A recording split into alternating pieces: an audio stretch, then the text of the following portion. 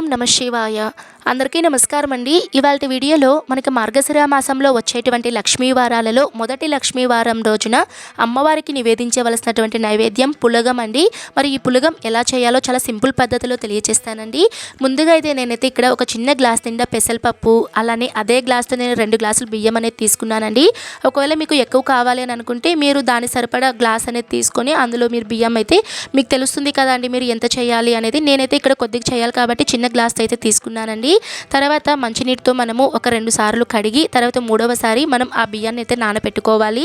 తర్వాత gas on చేసుకొని gas మీద ఏదైనా ఒక కుక్కర్ కానీ లేదా ఏదైనా మీరు ఒక కడాయి అనేది పెట్టుకొని, నేనైతే ఇక్కడ కుక్కర్ మీద చేస్తున్నానండి. ఒక 3-4 టేబుల్ స్పూన్ల నూనె, అలానే ఒక ½ టేబుల్ స్పూన్ అయితే నెయ్యి అనేది వేసుకోవాలి.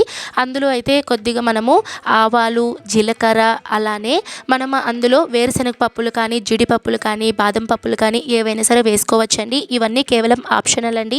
కొద్దిగా టేస్టీగా రావాలి అంటే నేనైతే ఇక్కడ వేరుశనగ పప్పు అనేది వేసుకున్నాను.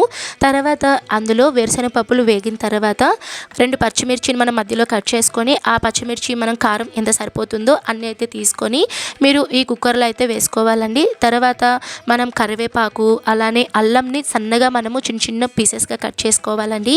కొంతమంది మిరియాలు కూడా వేసుకుంటూ ఉంటారండి, అది ఆప్షనల్ అండి. ఒకవేళ మీరు వేసుకోవాలి అని అనుకుంటే మిరియాలు వేసుకోవచ్చు. నేనైతే మిరియాలు అయితే వేసుకోవట్లేదండి. తర్వాత కరివేపాకు అయితే వేసుకోవాలండి.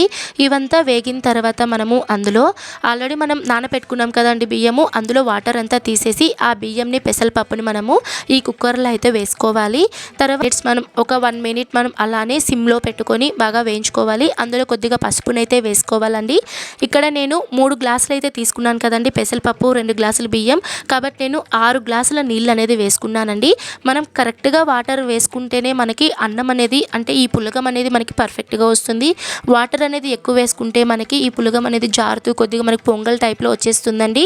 అలా కాకుండా మనం కరెక్ట్గా మనం ఎన్ని గ్లాసులు బియ్యం వేస్తే అన్ని గ్లాసులు వాటర్ వేసుకోవాలండి. కొద్దిగా తక్కువ వేసుకున్నా కూడా పర్లేదు. అందులో సరిపడా సాల్ట్ అనేది వేసుకున్నానండి. తర్వాత వేసుకున్న తర్వాత మన కుక్కర్ అనేది మనం మూత అనేది పెట్టేసి 3 విజిల్లు అయితే పెట్టుకుంటే చాలండి. 3 విజిల్లు కరెక్ట్గా పెట్టుకుంటే సరిపోతుంది.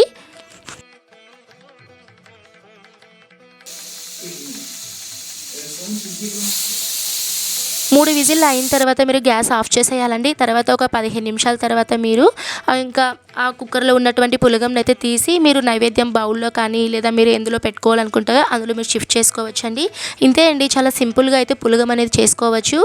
ఈ విధంగా అయితే నేనైతే ఈ రోజున పూజలో అమ్మవారికి అయితే చేసుకున్నానండి. మీకు ఒకవేళ ఉపయోగపడితే తప్పకుండా లైక్ చేయండి. నేను మరొక మంచి వీడియోతో మీ ముందైతే ఉంటానండి. సర్వే జన సుఖినో భవంతు. స్వస్తి.